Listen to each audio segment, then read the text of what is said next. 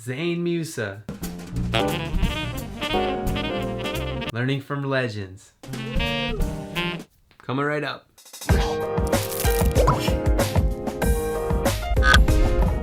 Hey everybody, Chris G, Positively Progressing. Thank you so much for tuning in and for your continued watching habits. So today's Learning from Legends is on Zane Musa. You guys voted and I'm happy to produce content that you want to watch. So if there's any other players or topics you want me to cover, feel free to leave a comment in the comment section below and I'll put up another poll and we'll see what we come up with. Deal? Today we're going to be taking a closer look at Zane's solo on There Will Never Be Another You. Zane was an amazing talent and we lost him at such a young age. He was only 36 years old when he passed. He had already established himself as a top player. He's played with Arturo Sandoval and Roy Hargrove. That's just to name a few of the great players that he had played with. He was a virtuoso in every single way. He was pushing the limits of the saxophone and he was pushing music in a different direction. It would have been amazing to see where he would have taken his art. We're gonna dig deep into this solo. There's a couple of lines I really want to break down, some 2/5s that he has, but I first want to start with showing some of the motivic development he uses in his solo that really helps build rhythmic tension. So this first one, he's creating a motif off of the melody. Listen for Arturo's ooh.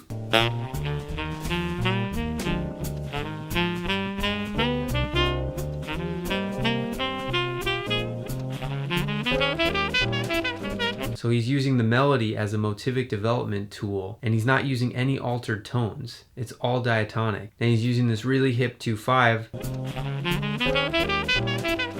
boom, to break up that real diatonic motivic line that he created at first. I'll be breaking that line down in a minute. Don't go anywhere. So check the next motif out that he does on the turnaround. Arturo likes this one too.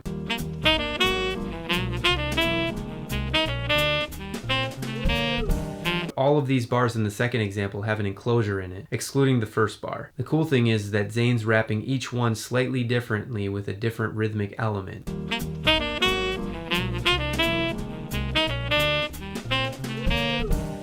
Which is incredibly important. Think about it. If you walked into your favorite Mexican restaurant and all they had was bean and cheese burritos on the menu, and don't get me wrong, I love bean and cheese burritos, but after too many, you might need to change up the flavor a little bit. These examples of the motivic development is just one way showing how Zane keeps his playing so interesting and so fresh. It's that use of rhythmic tension and release. To me, these are the parts of solos, whether it be Zane or whether it be any of my other favorites I like to listen to, these parts are the ones that I find most interesting and usually draw the most inspiration from. Now let's take a look at a couple of Zane's lines. We're going to break down two of his 2/5s. The first 2/5 we're going to break down is a 2/5 in E flat, and it happens right before that first motivic development example I gave, the one that's similar to the melody.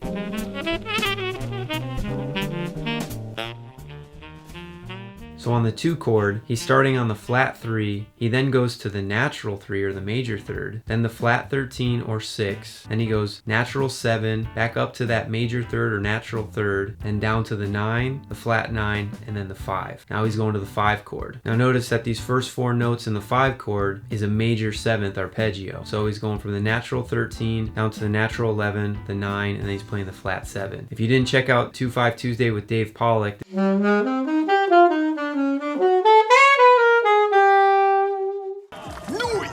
this is a part of what we learned on that 2/5 Tuesday. I'll link it above and you can check it out after you're done checking this out. If you start a line on the flat 7 of a dominant chord and you build that, you go flat 7, 9, 11, natural 13, you build a major 7th chord. Pretty cool. Sounds awesome too, as Zane is demonstrating. So after that major 7 arpeggio, he plays an 8th note triplet. He goes 6, flat 7, 6, down to the 5, and then goes up to the 5 of the 1 chord to finish it off. So let's take a closer look. He's using a major 3rd over a minor 7th chord? What? You might be thinking, no.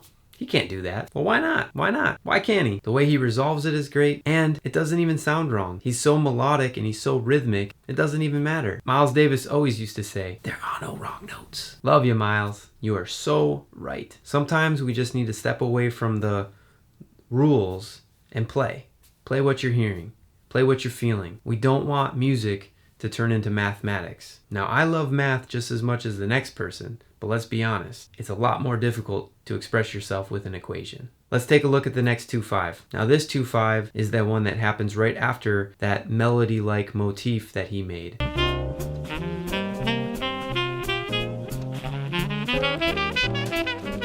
So this is the release of the rhythmic tension. So if you notice, this line keeps the direction of the motivic development that he's created. He keeps the direction of the line going up, up, up, up, up. It's like he's climbing a mountain. So let's break this line down. Hey everybody! So as you can see, got a wardrobe change. And the reason is, I got so excited about this video, I didn't even realize that this second line was a tritone sub. I'm making an edit and refilming this last little bit of the video to make sure that you guys are getting top quality content and I'm putting good information out there. So let's break it down. This second line happens in the form where it goes 2-5 to the 4 chord. In this scenario, talking concert key here, it's going B flat minor to E flat 7 to A flat major 7. But instead, we're doing a tritone sub. So think of the progression as B flat minor 7 to A7 to A flat major 7. So this starts on the and of the 2. It's going to go 9, 3, 5, 7 to the flat 9. And then when we go to the 5 chord, remember we're thinking A7 here. It goes 3, 5, 7, 9, builds that arpeggio, then goes back up to the 3, and then he does these really large interval leaps. Goes 3 at the top, and then he jumps down to the 5. Then he jumps up to the 9, and then comes back down to the sharp 9, or the flat 3, however you want to think of it. And then he ends on the 9